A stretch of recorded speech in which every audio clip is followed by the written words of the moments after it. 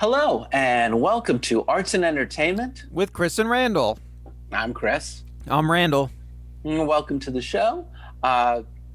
This is the second part of our little mini two-parter where we talk about our cultural obsessions inside the world of arts and entertainment.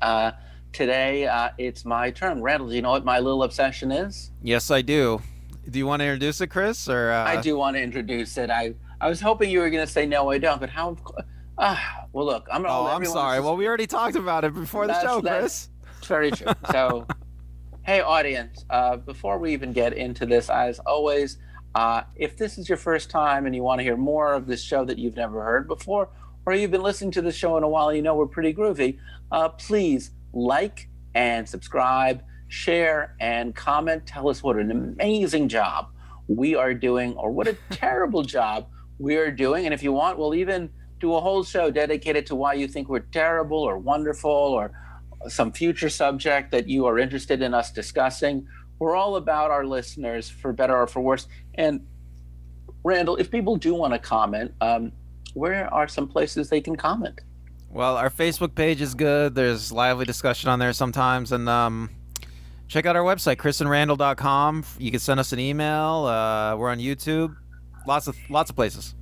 All right. Well, we're looking forward to hearing what you have to say, especially because I wonder, I think, Randall, the thing that I'm about to share with everybody here, I don't think I am unique. I know I'm not unique, but at the same time, I rarely ever run into anyone else who does this. So I guess maybe I am. I grew up in New York City, as I keep on oversaying to every listener, and I've always loved theater. And ever since I was a kid, we would go to see Broadway plays, both stage plays that are what we call straight plays, musicals, one-man, one-woman shows, anything on a Broadway stage. I have just been a really big fan. And you, when you were in New York, did you ever see any Broadway plays? I don't think I have. Okay, well, not a problem. When you go to any show on a Broadway stage, they give you a playbill. And I have one right here. For those of you who are watching, here is a playbill. And for those of you who are listening, how would you say, what are the dimensions of this pamphlet? It's like a half a sheet of paper or so. Yeah. Right, and it's got the, what they would call the poster in the style of the play. Something just dropped out. That's why I'm laughing. And I'll get to it in a moment. And inside are things that your usher will hand you before the play. And it's kind of like a magazine in that it has a lot of information. And I'll be honest with you, a lot of it I never bother to look at. But what I always look at, especially before the show, is I always look at the stuff that relates to the show. So the most important things that relate to the show is, of course, this part here, which just basically gives you the credits. It tells you the name of the show, who the stars are, who the director is, the ensemble. Immediately thereafter, it's so cool. You have literally a photo of every cast member. It's a black and white. It's really a headshot, too. Show us the other page. Show us the other page. Yeah. There you go. And you get to see everybody. And then after you see these photos, there's the cast of characters, which is nice. And then this is really a fun thing. It gives you the scene breakdowns. So a scene breakdown is all the major scenes that occur in an act. So this would, I don't know, let me see. I'm going to hold this up. So basically, here I have Hello, Dolly, which is even better because it's a musical. So it'll go Act 1, and it will not only list the scenes, but it'll list the songs and then who is singing. If this was not a musical, it would just maybe say this play, Scene 1, Breakfast Nook, daytime, Scene 2, The Office, an hour later, and so on and so on. And it's interesting because I tend to not want to look at those things before I see the play, but after I see the play, it definitely gives me a sense as a playwright how they broke up the scenes. And this is a neat thing. It just fell out. this as little pieces of paper. Not always, but sadly, often when I do see a play, somebody in the company will not be there, and an understudy or some other member of the ensemble will take their place. So this is a production of Hello, Dolly I saw about 2 years ago at the Shubert Theater with Bernadette Peters and Victor Garber, and two people in a role were replaced by the understudy. So I know that night, which is great, because the other thing, and maybe the best part, is this section here called Who's Who in the Cast. And in the Who's Who is in the cast, there's little biographies of everybody, and not just the actors, not just the writer, not just the director, but even like the lighting designer and the producers. And I'm gonna put on my glasses, just, there we go. And you can see things like this, what else have they worked on? And I enjoy that a lot, because especially when you're watching a play and you don't know who's in the cast in a smaller part, and you find out that, oh, I saw them in Lend Me a Tenor, and they also are on that TV show Wonder Pets. Or one of the funniest things growing up in New York, my sister and I would always check to see who had Law and Order credits, or Kate and Allie credits, or credits on The Equalizer, whatever show at that time that was doing what they call New York casting. And it would be really neat too, because there's a section called About the Theater. And I deliberately picked this one because the Shubert Theater is one of the most famous ones. The Shubert organization is the leading, they own most of the theaters on the Great White Way. So here it says that Sam S. Shubert Theater, named in honor of the founder of the Shubert Theatrical Empire, is one of the jewels of the Shubert organization. And it tells you the theater opened up October 2nd, 1913 with Hamlet. Then it tells you our most recent tenants, I love that word, have included Matilda, 1,554 performances, and Memphis, 1,016 performances. And it goes on to list things. And for example, they list Bernadette Peters in Gypsy, which is great, because this production I saw of Hello, Dolly with my mom, I saw it, had Bernadette Peters. So once again, I saw Bernadette Peters at the same place I had seen her before. It lists things like, I like to read the biography, if you don't mind, of Victor Garber. It's a great one, because I would imagine most people don't know who Victor Garber is unless you catch a lot of Broadway theater, or you're a big fan of small character actors on TV shows and movies, because that is probably the most likely way to find them. But here you read it, and it goes, he played for Horace Van Gelder in Hello, Dolly's, which, in this scene, I'd say it's the second most important part. And it goes, he originated the roles in the Broadway production of Sweeney Todd. I saw that. Noise is Off. I saw him in that. Lend Me a Tenor. I saw him in that. And then it goes on, and then it lists, films, Argo, Milk, Legally Blonde, television, Frasier, Will and Grace, The Orville, and then Alias, of course, and so on and so on. And sometimes, and I wanted to see if I could find one here, but like if you go to somebody who's new, like Molly Riggs, she was in this, and they only list her off-Broadway productions, and then they tell you, that she did a one-woman show, that she got her BFA at Carnegie Mellon University. Sometimes they'll tell you this is their Broadway debut, or they live with 2 cats, or they want to dedicate this performance to their mother. And then you get further along into these things, and you find out, the person who did the orchestrations is someone who also does orchestrations for Paul McCartney and Barbara Streisand. And, there are people who, there's stories about the original production, because you go to the original producer and they'll give you the entire history of David Merrick, or in this case, Jerry Herman, the guy who wrote the lyrics, and you get all the lyrics. So it's a lot of the history. Now, in truth, Randall, normally when I arrive to the theater, at best I have maybe a half hour. At worst, I have about 10 minutes in which to read all of this, and I don't always get through all of it in that time. Sometimes I'll read it during the intermission. Sometimes I'll just reread it later. Uh, I will always grab bunches of these at the end of the show. Uh, I will give them as gifts to friends of mine back in California or in New York if they're big fans of theater. So this, but I always keep a minimum of 2 copies for myself, and it's been a big fascination of mine. Since I was a teenager in the early '80s. Right. So what age did you start? I started going to theater when I was very young in the '70s, but my earliest, I saw Sweeney Todd in 1979, which Victor Garber was in, and my mom bought me a program guide, which is another thing I have not as many. Have you ever gotten a program guide? It's normally like a big.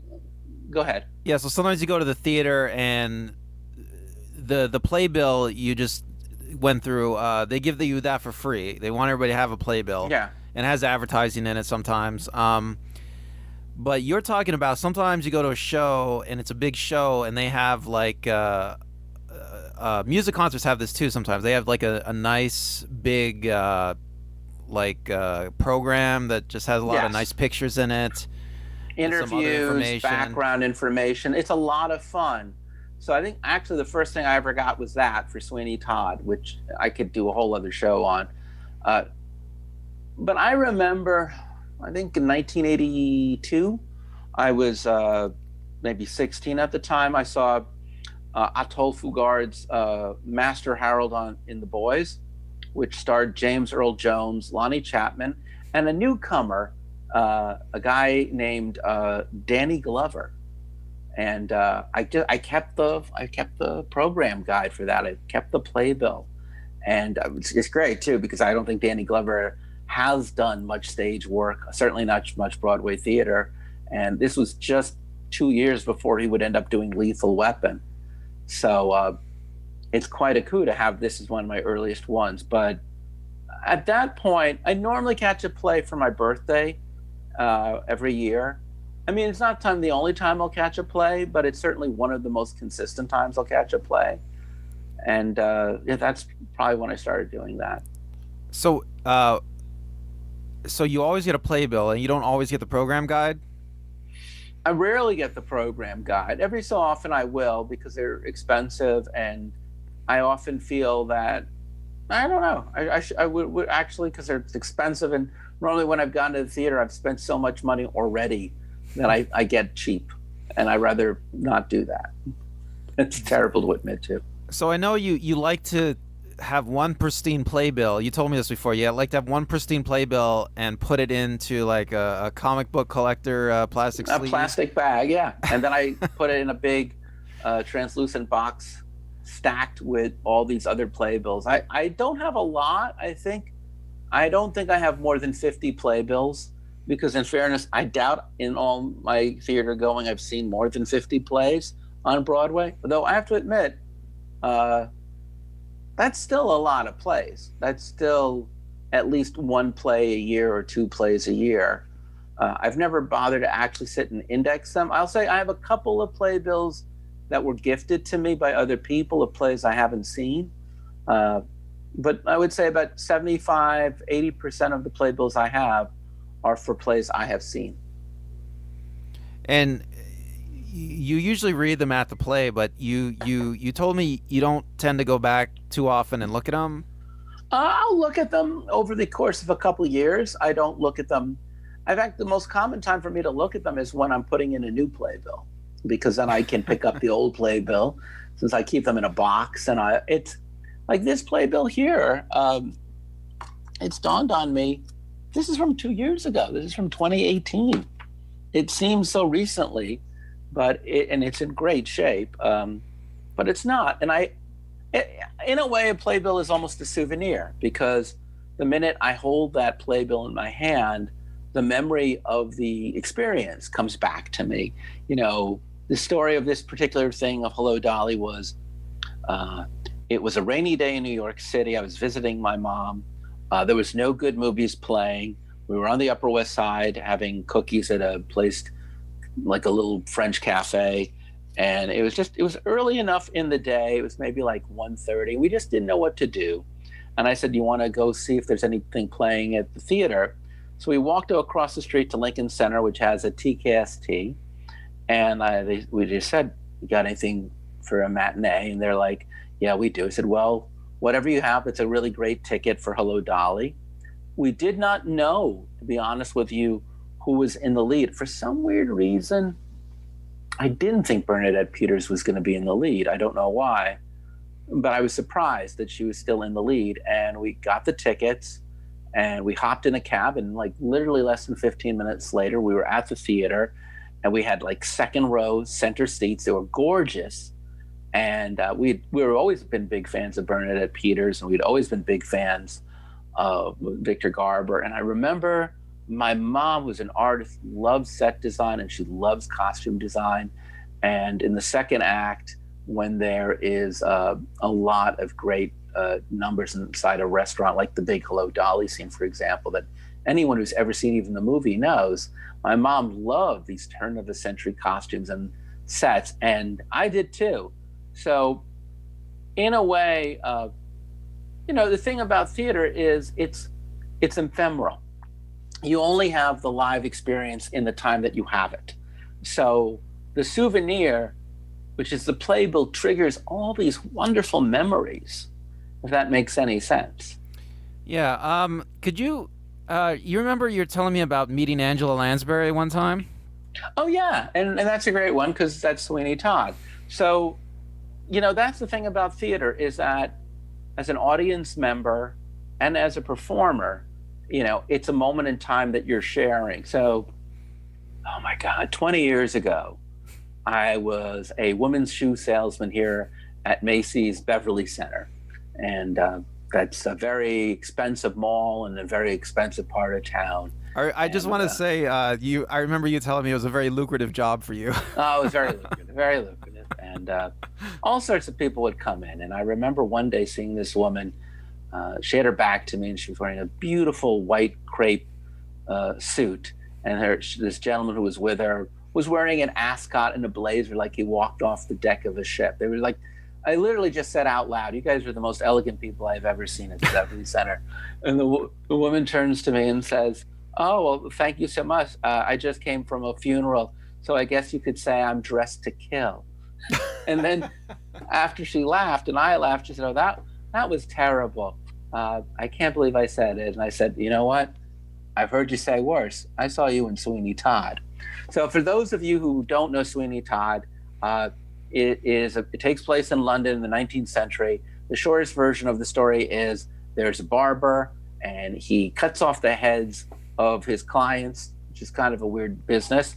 But then the bodies get chopped up into meat pies, which are sold by his landlady, Mrs. Lovett.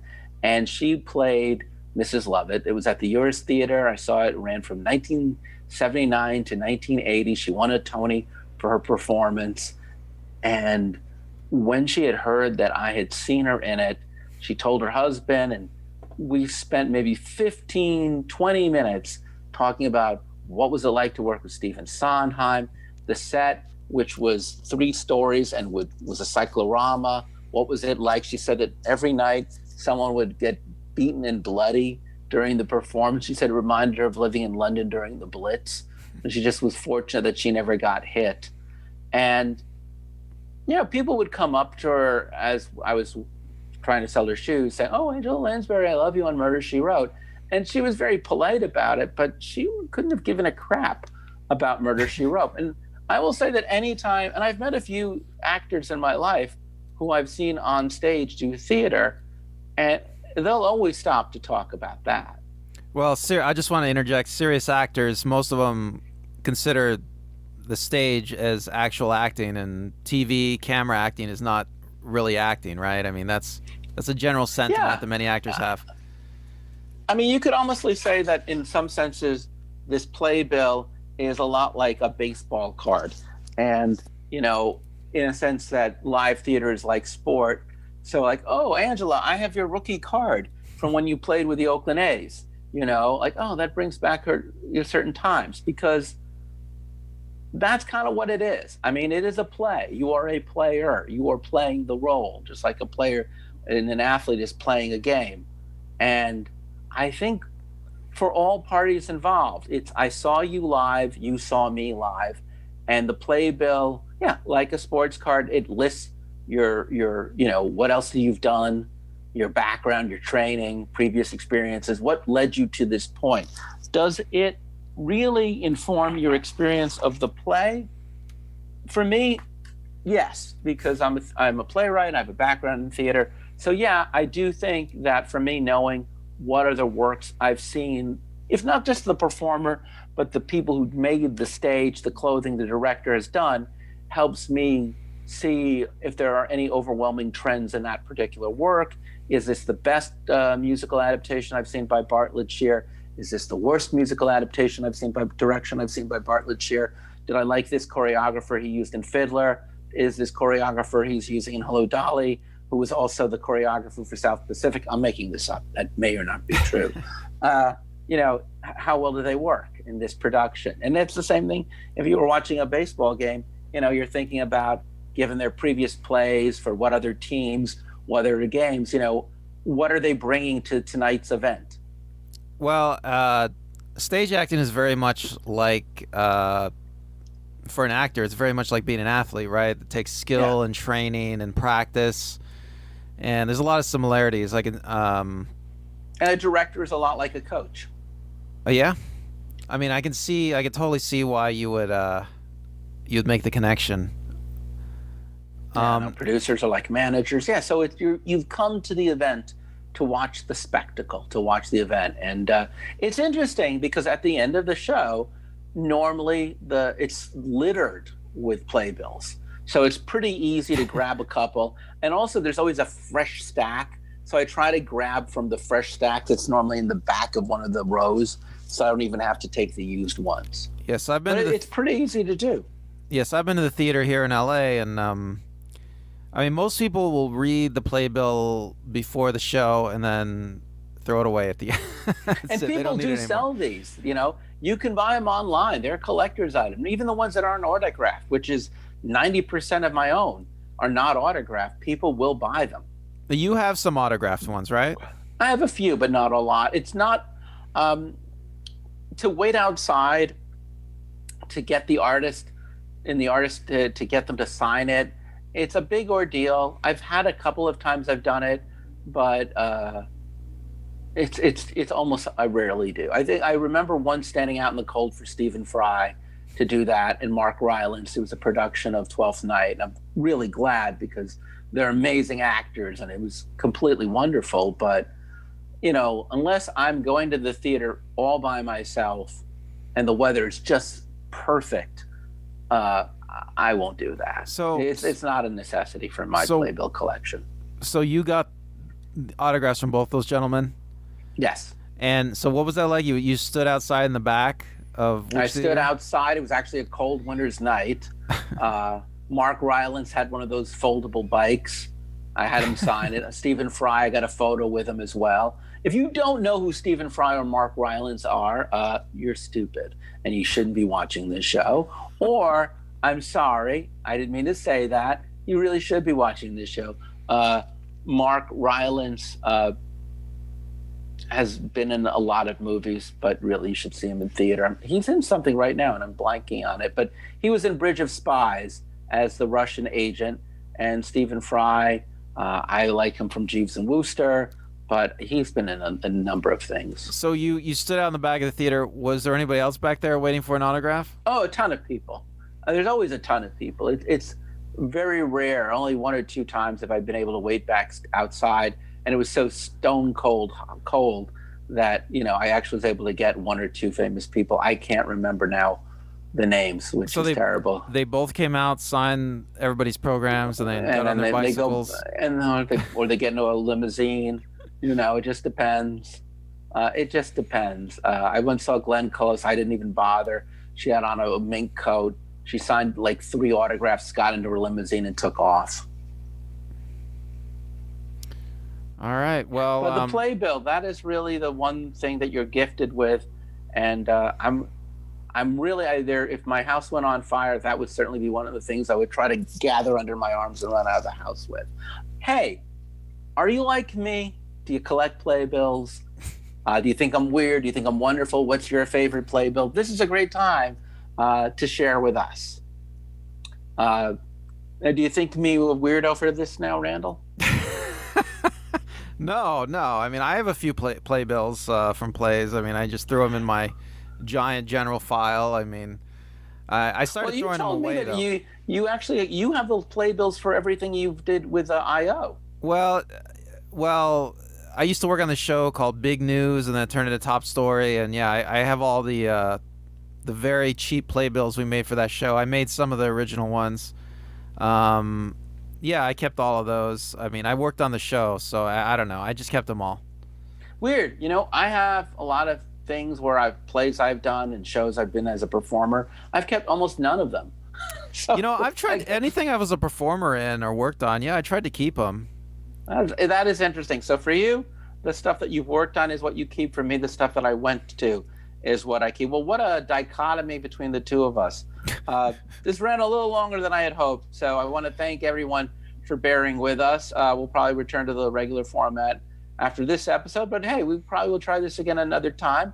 Until then, I'm Chris. I'm Randall. Thanks for listening or watching. Bye. Bye.